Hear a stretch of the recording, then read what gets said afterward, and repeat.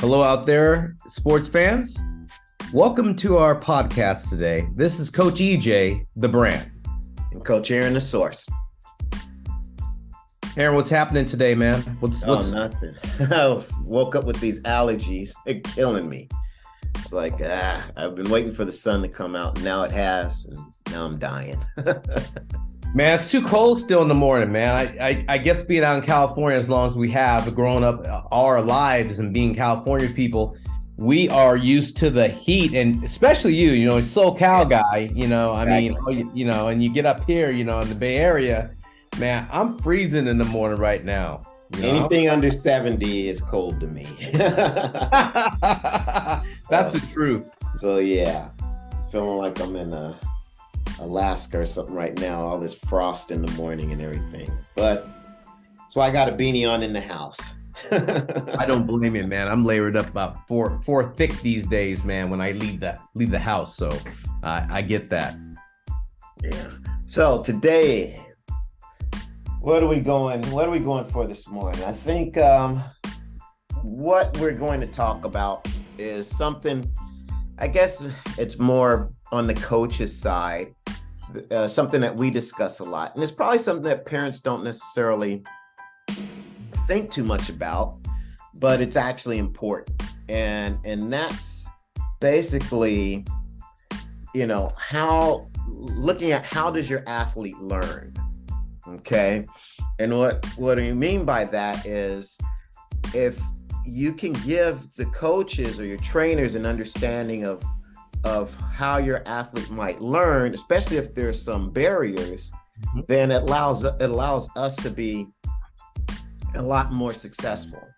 And my mantra is always, training is a transfer of information.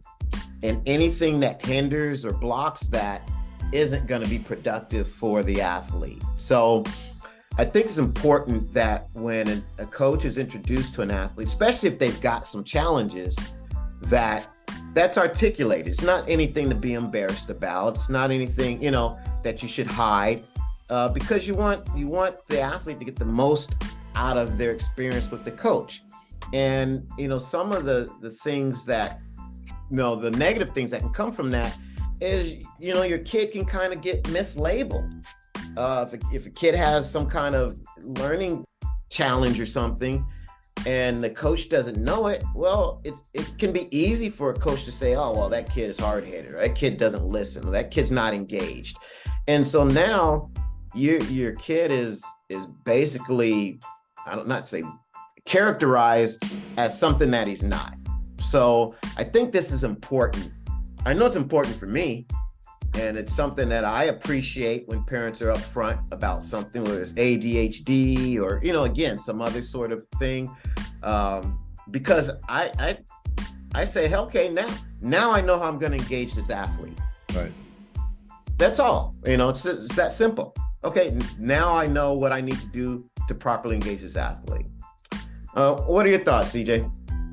I'm glad we're talking about this today, Aaron, because it's something that I come across frequently with all the athletes in our company.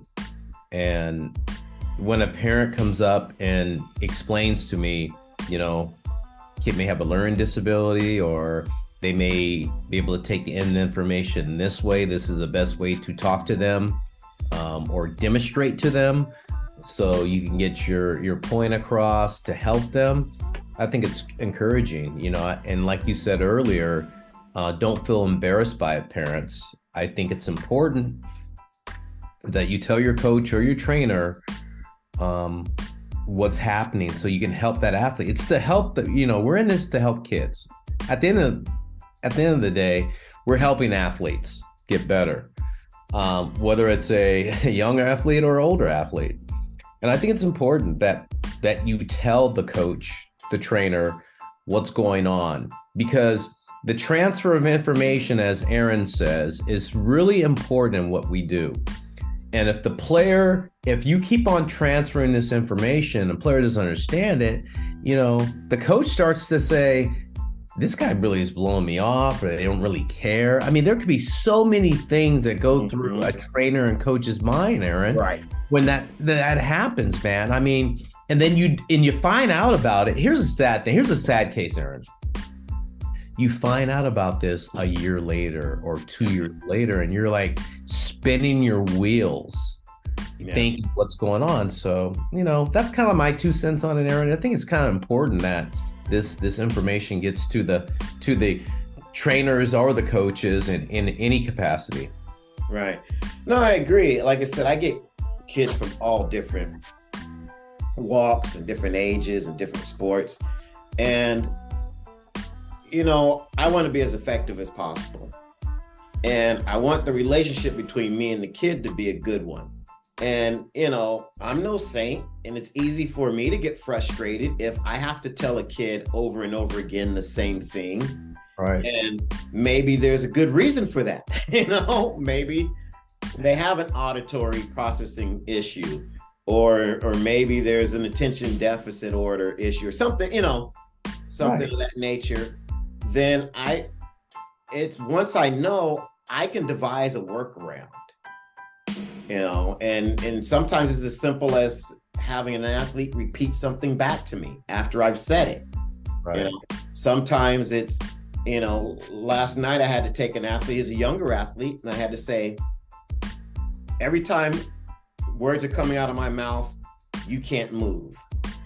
Oh, gotcha. Because some kids will want to demonstrate while you're trying to tell them what to do. And, so there's different strategies that we can use.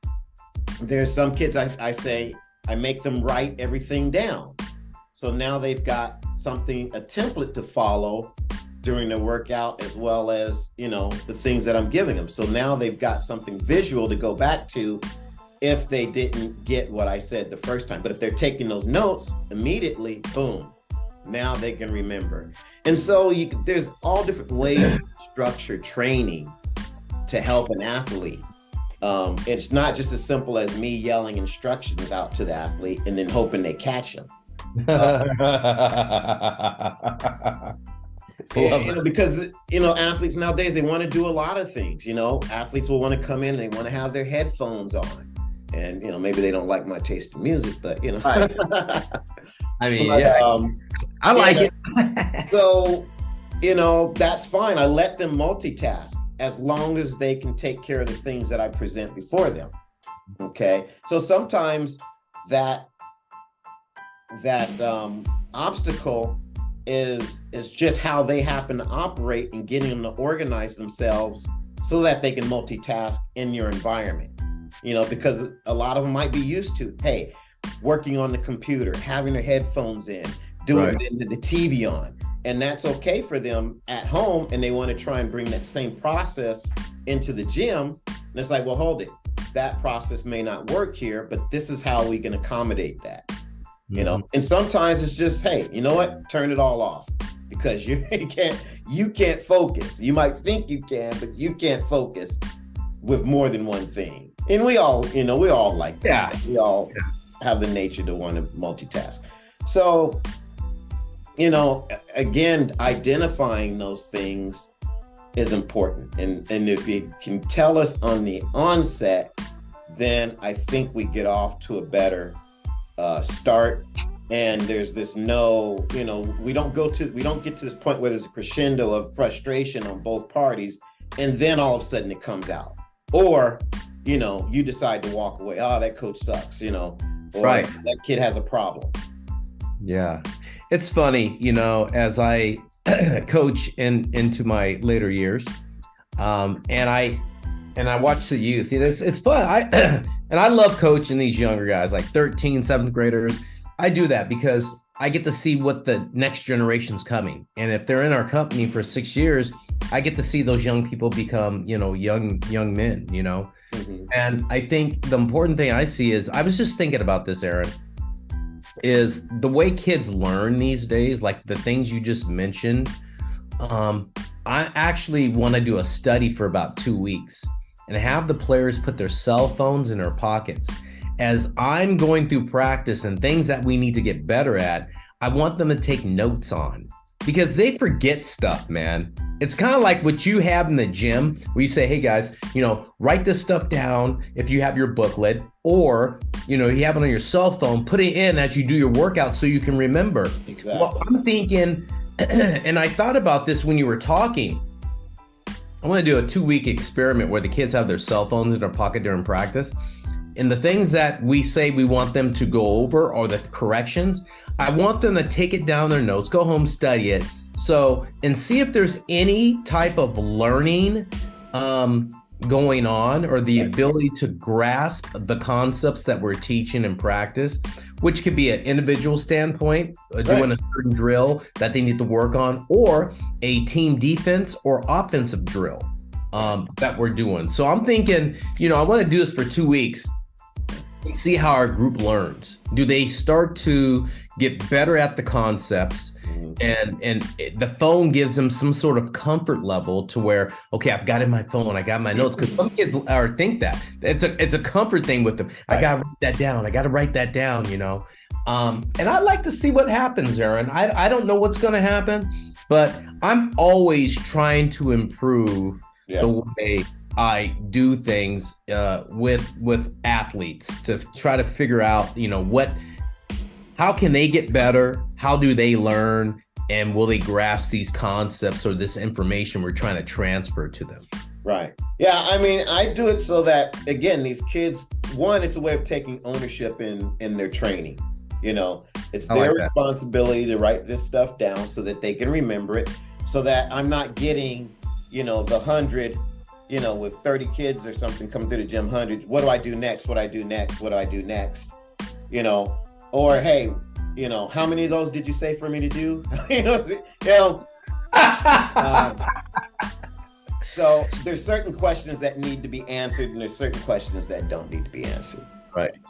And so I think when an athlete starts to take ownership in it, and they're responsible for those, and there's some questions I won't answer because they should have them written down, then, that keeps them on task. So if an athlete's been doing a training program for, say, 5-6 sessions, okay, he shouldn't come up to me and say, well, how many reps do I have of this again? It's not a question I'm going to answer, because we've been through this 5-6 times. It should be written down. You should have been vested in this process to either memorize it or write it down. Man, that's, I agree with that, Aaron, because I got guys that come to practice and ask me questions, and I just look at them and see if I want the kids to think on their own. I think that's the biggest thing that I see in this, is that once we understand how they learn and how they take in the information, there is ownership, like you said, where the kids, we want them to answer the questions. And I think that's lost these days, is that we don't need to give them every answer. We want them to be critical thinkers. Right. Because in athletics, you have to think and adjust quickly. And I think when we give them all the answers, there is no feel for what's going on in a circumstance. Like, let me go to coach and ask him this. Well, the game's going on. Well, you're going to call timeout and go, hey, Coach Aaron, what do I do here? You don't have time to do that. Athletics is a reactionary response to a situation. Okay. And I don't think, I like to see our athletes, just think on themselves a little bit, whether it's wrong or right. I don't really care. I want the ownership where they're responsible for what they're doing. Right. Yeah. Well, I'll be interested to see the results of your study, your informal study. Next week, man. Next week, we're going to start it, man. Next week. Because I think for track and field athletes, at least where how I came up, this is kind of old hat. You always kind of just kept a diary. And I think it's just, with the way technology is, it's just easy now. I wouldn't be surprised if the kids could probably just talk their notes into their phone. They've already got the earpiece in their ear and say, with the whole speech to text thing, say, hey, note, keep my left arm up when I'm doing X. And why not? And use the technology to their advantage now.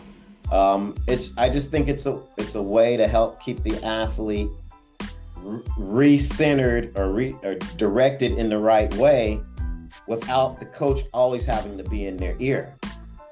And it's real easy for them to go back and look, okay, this is my workout. Oh, these are the key points of my workout. Oh, when I do this exercise, I need to do this. Just a quick glance at that right before they start their workout, I think it helps. You know, for those who are engaged in what they're doing, it's gonna, you know, again, click. And again, a lot of this stuff is mental. So if you're going through the process mentally, then it's gonna make it easier for the body to follow. So you're already getting the correction before you have to get the correction. So, anyway, okay. A couple thoughts on that subject. Don't have anything else to add, but pretty good, man. I mean, actually, you know, hey, let us know. We're all coaches. Let us know how your athletes learn and how they listen. I think it's valuable. Aaron, with that said, man, that kind of wraps up our podcast today. This is Coach Eric Johnson, the brand. Coach Aaron Thigpen, the source. We'll see you.